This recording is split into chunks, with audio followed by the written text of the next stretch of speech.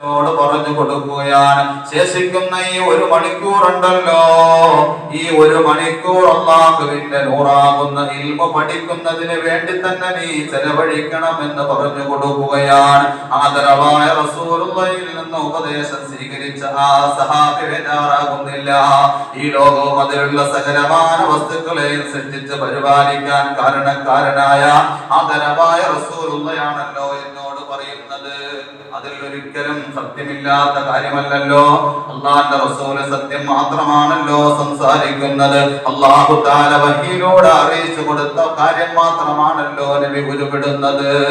അതുകൊണ്ട് അതിനെ മനസ്സിലാക്കിയിട്ട് ആ മനുഷ്യൻ എന്ത് ചെയ്യുകയാണ്? അല്ലാഹുവിന്റെ നൂറാകുന്ന ഇൽമിനെ പഠിക്കുന്നതിന് വേണ്ടി ആ ബാക്കിയുള്ള 1 മണിക്കൂറും ചെലവഴിക്കപ്പെടുകയാണ്.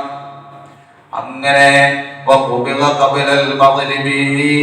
ആ ദിവസത്തിൽ മഗ്‌രിബിന് തൊട്ട് മുമ്പ് തന്നെ അദ്ദേഹം മരണപ്പെടുകയും ചെയ്യുകയാണ്. ഈ ഹദീസിന്റെ റാവി പറയുകയാണ്, ഖാല റാവി ഫലൗ കാന ശൈഉൻ അഫ്ളലു മിനൽ ഇൽമി ലഅമറഹു നബിയ സല്ലല്ലാഹു അലൈഹി വസല്ലം ബിഹി ഫീ ദാലികൽ വഖ്തി.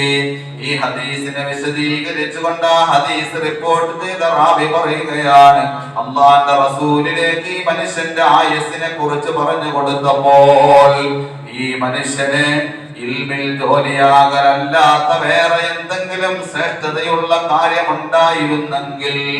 ഉണ്ടായിരുന്നെങ്കിൽ അല്ലാഹുവിന്റെ റസൂൽ അമറഹു ബിഹി, ആ ശ്രേഷ്ഠതയുള്ള കാര്യം കൊണ്ട് അവനോട് കൽപ്പിക്കുമായിരുന്നു.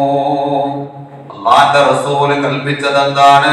ഇസ്തഅൽ ബിൽ ഇൽമി, നീ ഇൽമു കൊണ്ട് ജോലിയാകണേ എന്നാണ് ആ നബി സല്ലല്ലാഹു അലൈഹി വസല്ലമ തങ്ങൾ ആ മനുഷ്യനോട് ഉപദേശം കൊടുക്കുന്നത്. നോക്കണം എന്റെ മുഅ്മിനീങ്ങളെ, ഒരു മനുഷ്യൻ മരണം വരെയും പഠിക്കണം എന്നുള്ളതാണ് ഈ ഹദീസിൽ നിന്ന് നാം വായിച്ചെടുക്കേണ്ടത്. പഠിക്കുക എന്ന് പറയുന്നത് ഒരിക്കലും വളരെ ശ്രേഷ്ഠതയില്ലാത്ത കാര്യമല്ല. അതിൽ പ്രായങ്ങളില്ല.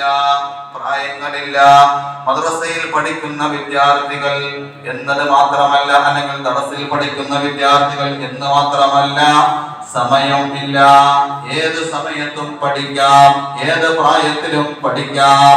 ആ പഠിക്കൽ, ഇൽമു കൊണ്ട് ജോലിയാകൽ, അത് ദുനിയാവിൽ വെച്ച് ചെയ്യുന്ന ഓരോ കർമ്മങ്ങൾ നാം വിലയിരുത്തുമ്പോഴും ആ കർമ്മങ്ങളിൽ നിന്ന് ശ്രേഷ്ഠതയുള്ളത് അത് അല്ലാഹുവിന്റെ നൂറാകുന്ന ഇൽമിൽ ജോലിയാകൽ തന്നെയാണ്. ഇതാണ് ഈ ഹദീസിൽ കൂടി നമുക്ക് മനസ്സിലാക്കാൻ സാധിക്കും.